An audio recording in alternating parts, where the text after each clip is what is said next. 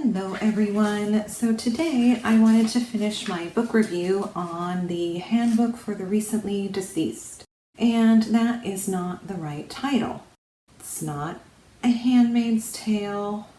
It is, Handbook for Mortals. Yes. So we need to get into the exciting part 2.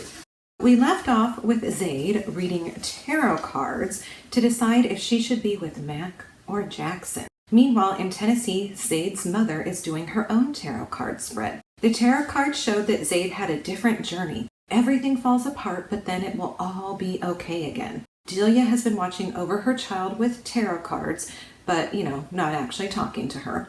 She knew it wouldn't last forever, but Delia would be patient until it was time to reconnect. I'm pretty sure she's only been in Vegas a couple months, but, waiting to reconnect. I'm not sure that that's a great recipe for mother-daughter relationship, but I'm child-free, so what do I know about raising kids? A few days later, Zaid is back at the mall and stops to get a lemonade. There's an 18-year-old boy who compliments her multicolored hair, and his jealous girlfriend, who works at the juice bar, calls Zaid a skank and tells her to quit flirting with her boyfriend. Zaid gets angry and clenches her fists and shatters the container of lemonade. So, first of all, what kind of container was that? Was that plastic? It's probably actually quite a feat to shatter plastic, but she already paid with her lemonade and left with nothing, so that was productive. Then all the guys are gossiping, and for some reason, the book has to mention how everyone picks on Drew because he's not as talented or better looking than the rest of the people in the show. Who's Drew? I don't even know who Drew is. Then Jackson asks Mac if he is going to date Zaid, and Jackson then says to Mac that all is fair in love and war.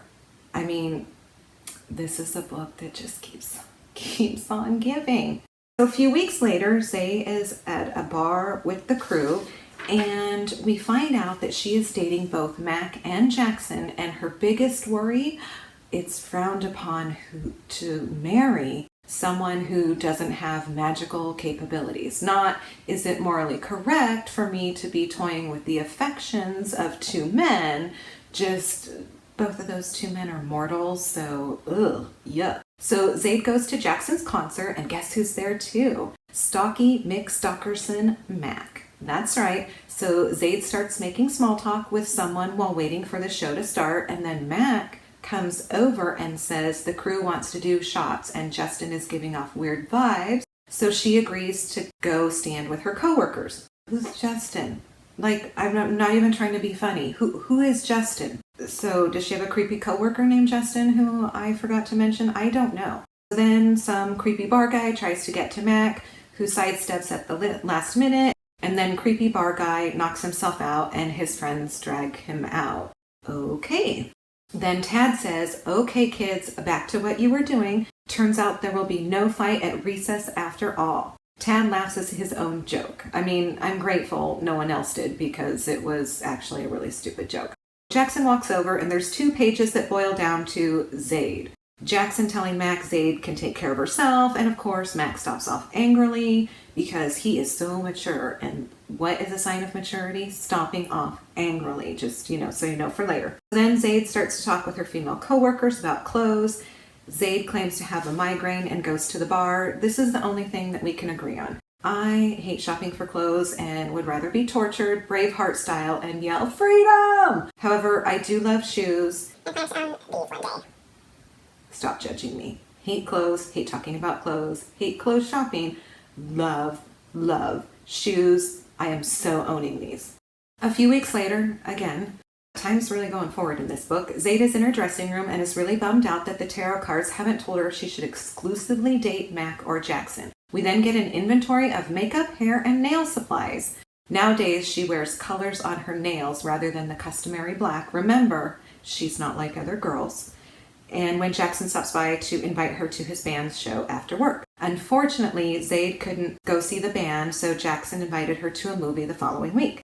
Zaid and Charles had rehearsal plans for right after the night's show. She realizes Jackson left his sunglasses on her vanity and rushes out the door to return them. Zayd doesn't see Jackson but realizes that Charles and Zeb are deep in discussion, with Zeb telling Charles he didn't understand the gravity of the situation. They both notice Zayd, and Charles tells Zeb to go wait for him in his office. Zayd asks if everything is okay. Charles says, "Oh, just some silly magician troubles." Just some magicians. We're always having silly problems. Don't worry about it. And leaves to talk to Zeb. So I guess they're not gonna practice for the new routine. So I don't, doesn't say anything about it. A few days later, again, while Zayd is waiting to clock out, Zayd experiences stiffness in her back and shooting pain in her legs. So she just starts stretching in line. Then everyone talks about how glad they are that it's Friday and they're all going camping. Zayd has to tell Mac she can't go because she has to rehearse her new trick. And she's rehearsing with Charles. Mac isn't happy, but Zayd reminds him that this is show business and it happens. She tells Mac if he goes, she will cook him dinner on Thursday, so Mac agrees. At this point, we don't find out the trick that Zayd and Charles were working on, but it's now Thursday and Zayd is cooking Mac stew. Ew, really? I don't much care for stew, but I don't eat a lot of meat and I can't stand trying to. Mac admits he missed Zayd, but gets all pissy when he notices tickets on a small wooden table that Zayd uses for mail and her car keys. The tickets were for David Copperfield, and there was a picture of Zayd and Charles at dinner.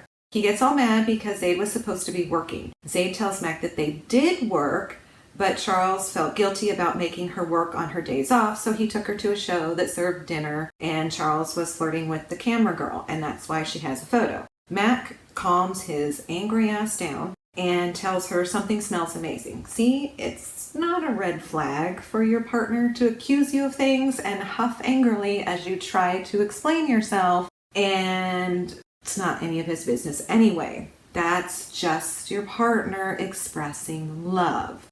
At some point later, Zayd is walking to the wardrobe and Zeb stops to talk to her. She asks him what's going on and he tells her, "You aren't ready for this." I mean, I don't know if he said it like that, but I kind of hope he did because it's all mystical.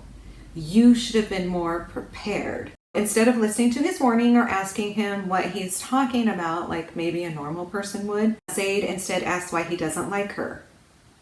Zeb looks confused. For some reason, he tells her he never said he didn't like her, but she doesn't take the craft seriously. Okay. That's a fair critique. Zayd is totally confused but asks for his help in taking their craft more seriously. He says he will consider it, then leaves for a meeting with Charles. I mean, if you want her to take the craft more seriously and then she wants your help taking the craft more seriously, I'd hope you would consider it, but whatever. Zayd continues to this wardrobe where she sees Sophia and hears her singing.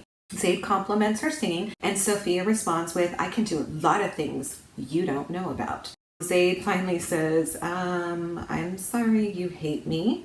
Sophia says she doesn't hate Zayd, but she's upset because Zayd hasn't paid her dues and just walked in like she owned the place. Zayd says she has paid her dues, and Sophia says that playing some backwoods jester for Dolly Parton doesn't count.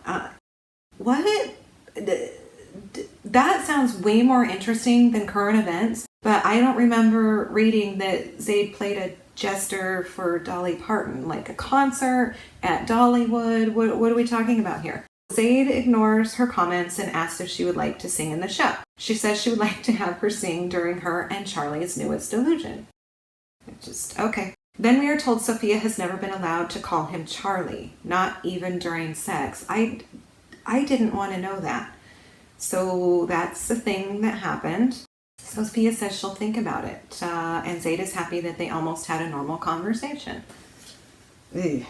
After the show that night, Mac walks Zayd home, and Mac starts telling her that he wants to know all about her. Anything and everything. I want to know your past, and I want to know everything you're willing to tell me.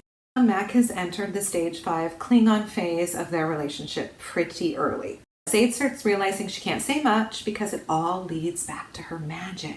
He does a small amount of sexual coercion and says he won't ask questions if he can kiss her. The next day, Zayd is working on her new illusion. At lunchtime, goes to get something to eat. She has her headphones on, rocking out to music, and so does Jackson, just rocking out. And they both collide, and Zayd falls on top of Jackson. Oh, the shenanigans. I am really wondering if Zaid listens to the radio when she drives to work, because it's obvious that she can't multitask, and I fear for the citizens of Las Vegas. Don't get me started on Zaid riding her motorcycle, because she probably shouldn't even be doing that. Zaid apologizes for being clumsy and tells Jackson he probably wants to start calling her the Hurricane. Jackson's actual response is, "Don't threaten me with a good time." Absolutely riveting. Just absolutely riveting material. I'm surprised he's not a stand-up comedian by now. They have some boring ass conversation I can't be bothered to tell you about. You're welcome. And Zaid goes outside to find lunch. She looks back and Jackson is still watching her and waves, much to her delight. It's at this point in the book that I'm hoping Zaid, Mac, and Jackson enter into a polyamorous relationship, because you know what?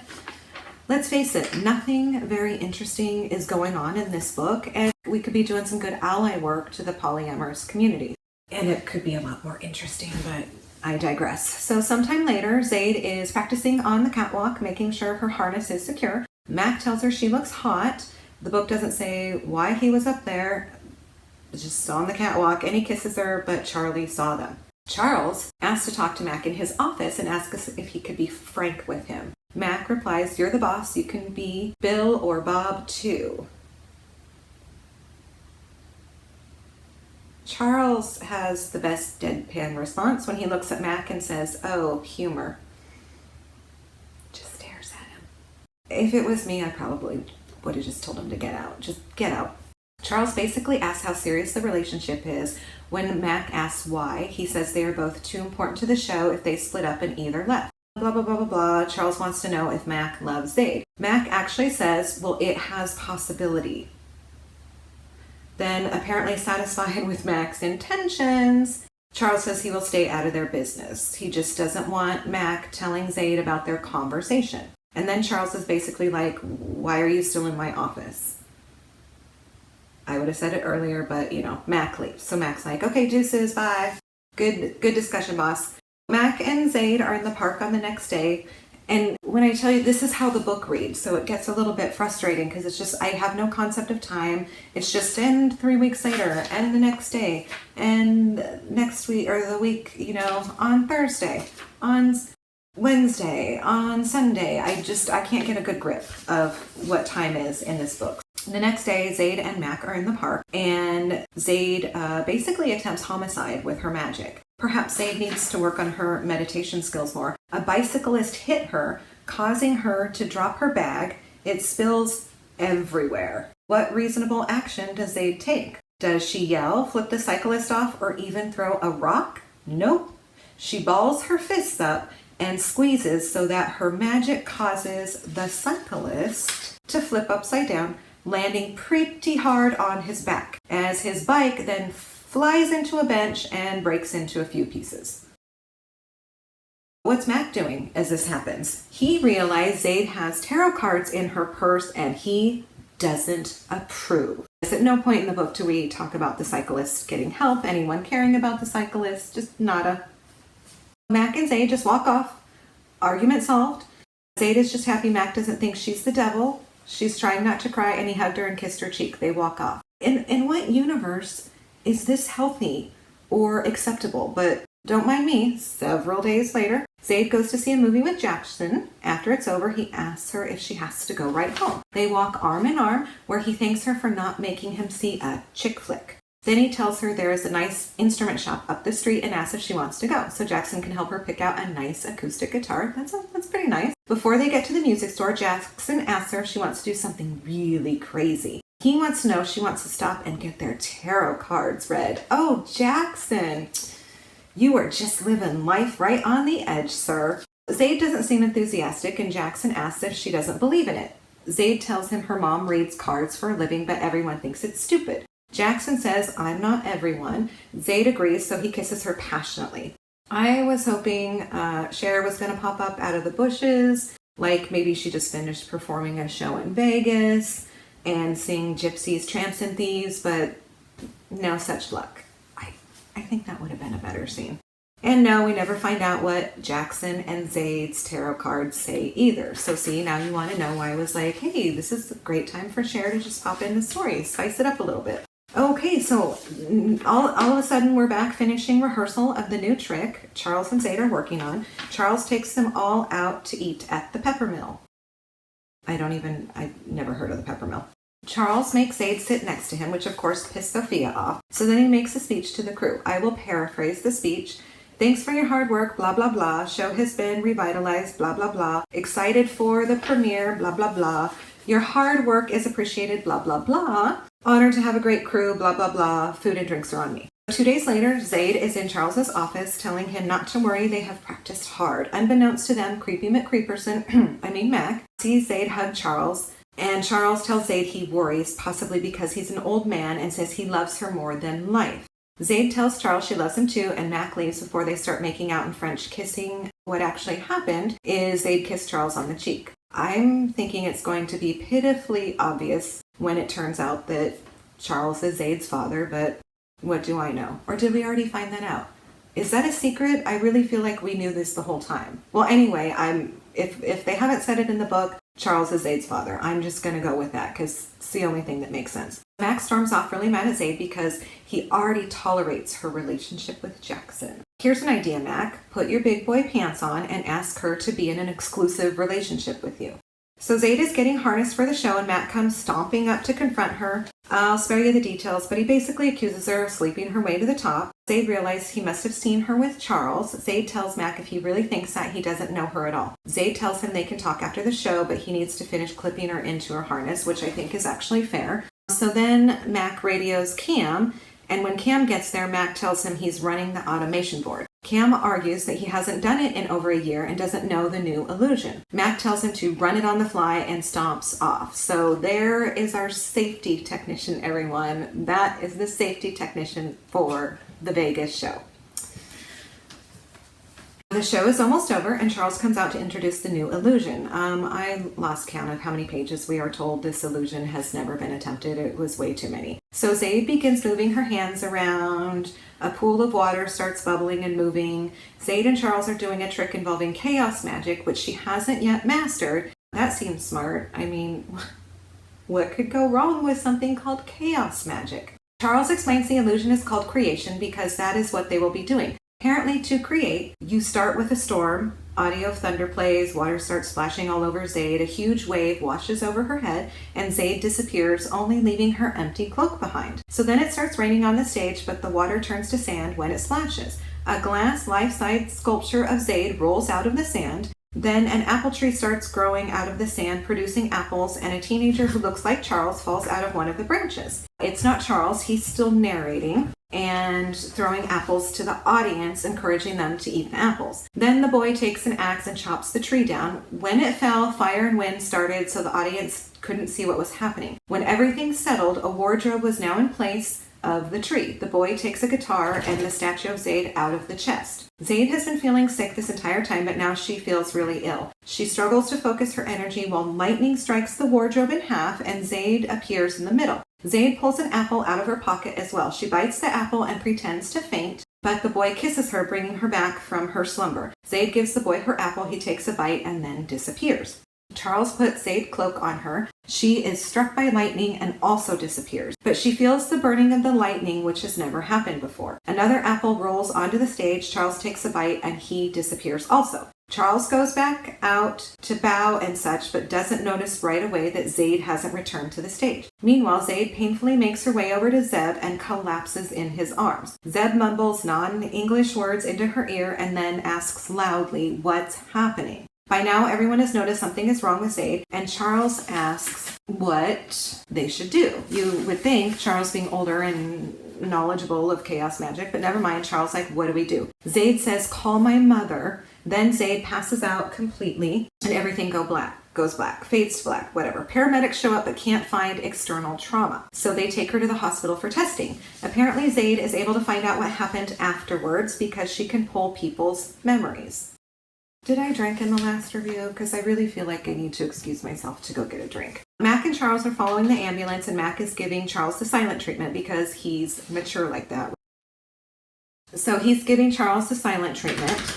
And then, with some freaking nerve, I might add, he starts grilling Charles, who in my opinion should have done the magic push move, or that magic Jedi push move that they do. That is the one thing I would love to be a Jedi for. Like, someone's just going on and on about you or at you at work and just about something you don't know about, or getting angry when you give them the answer and you just do the push and they just get thrown against the wall. Jedi push move. Totally think Charles should be able to do that. So Mac finally admits to Charles that he saw their conversation, thought they were having an affair, and left the casino and was not running the automation board, which is his job, because he was mad at Zaid, because he thought she was dating Charles. I don't think Mac is prepared to be in a relationship. And when Zaid returns from the netherworld, she better tell him that, seriously, because he's just a whiny man baby and there is nothing attractive about that.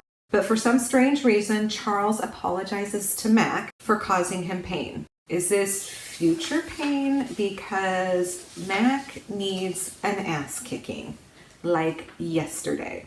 Mac lets Charles know he walked out during the show, and Charles tells Mac he might know what's wrong with Zaid. I really think Mac needs to fire Charles because he had one job, didn't do it. Before we can get to that, the girl who fought Zaid in the parking garage stomps all around the waiting room and even shoves Mac. I'm liking the freaking parking lot garage girl more and more because I do think Mac needs a foot up his ass. So Zaid will see her in Mac's memory when she goes back to what happened to her, apparently. I really don't care at this point why Zaid needs to see the parking lot girl in Mac's memory. I just really, if nothing, just want this to be over, this experience to be over. So then Zaid's doctor says that he wishes Dr. House was real because he sucks at his job and doesn't know why Zaid's in a coma. I mean, at this point, I just wish that Dr. Schmidt would do us all a favor and pull the plug on Zaid. I mean, do us a solid, Dr. Schmidt. So Charles calls Delia, who tells Charles to bring Zaid to her as fast as he can. Charles asks if Zaid will die, but Delia says the tarot cards aren't giving her a clear answer. She does let us know that there is a waning moon, however, so thank God for small favors. Am I right? Charles tells Dr. Schmidt he needs to take Zaid to an internal specialist. A boring conversation ensues about signing the proper release forms, and Mac decides he's going to. They are going to see Delia, Zaid's mother, in Tennessee. Delia picks them up at the airport and gets Zaid settled in her bedroom, and then she asks Charles if Mac knows. Mac knows Charles is Zaid's father. Mac goes to sit with Zaid, and we are subjected to horrible dialogue about Charles still loving Delia. Delia, I don't know what I said in the first review. I'm going with Delia because Della doesn't sound like a good name, so sorry about that. Then Delia said she had to start preparing to save Zaid and mentioned that she needed to tell Mac what he had to do. Mac was lurking in the kitchen, in my opinion, rudely asked Delia what she could do that the hospital couldn't. I mean, she could slap the shit out of him. They weren't legally able to do that at the hospital, but somehow this involves an explanation of how Charles and Delia met, and I'm just like, why? What? Why? They toured together with others in a small festival. Charles was a magician. Delia read tarot cards. Charles came to have his cards read one day thinking Delia was full of shit. Delia ascertains Charles wasn't sleeping due to nightmares. In his nightmares, he gets shot and wakes up in pain. Delia then attempts to find the root of Charles's nightmare. It seems Charles slept with someone in the troupe once and moved on. Betty was still in love with him, and when she realized Charles only slept with her when she was drunk, she resolved to kill him.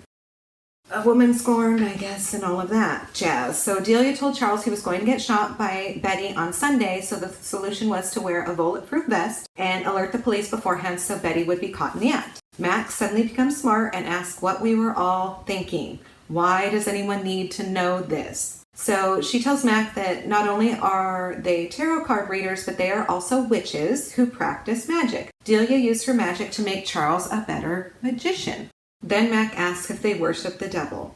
Really, Mac? We've never heard of Wicca, pagans. It's automatically you worship the devil. Delia tells him that magic is beautiful and comes from God. Something later, we find out Zaid was using Mac as an energy conductor to ground the magic. When Mac left the theater, so this was during her trick that went wrong, when Mac left the theater in the middle of Zaid's act, the magic energy backfired. Because it was Mac's fault that he caused the energy surge, he had to fix it. So Mac has to take a magic dagger and stab Zaid in the heart at 3 a.m. to release the bad energy. No comment. Mac agrees to chant and plunge the dagger into Zaid's chest. Maybe a day later, I don't know, I wasn't paying attention, Zaid finally wakes up in pain. Zaid is surprised to find out Mac is still there after finding out about her magical abilities, because we all know how he feels about the tarot cards and everything's from the devil. Then Matt gives Zaid some lame-ass apology for being jealous of her and Charles, who is her freaking dad. Weirdo. Then Zaid says she understands how difficult it was for Mac to apologize. What?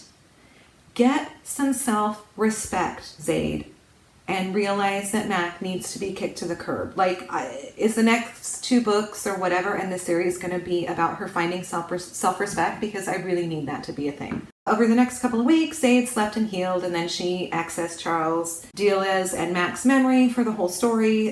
They also made up lies to cover for Zaid's absence from the show, double pneumonia, and Osler-Weber-Wrenn syndrome. I'll try to find something and put that up.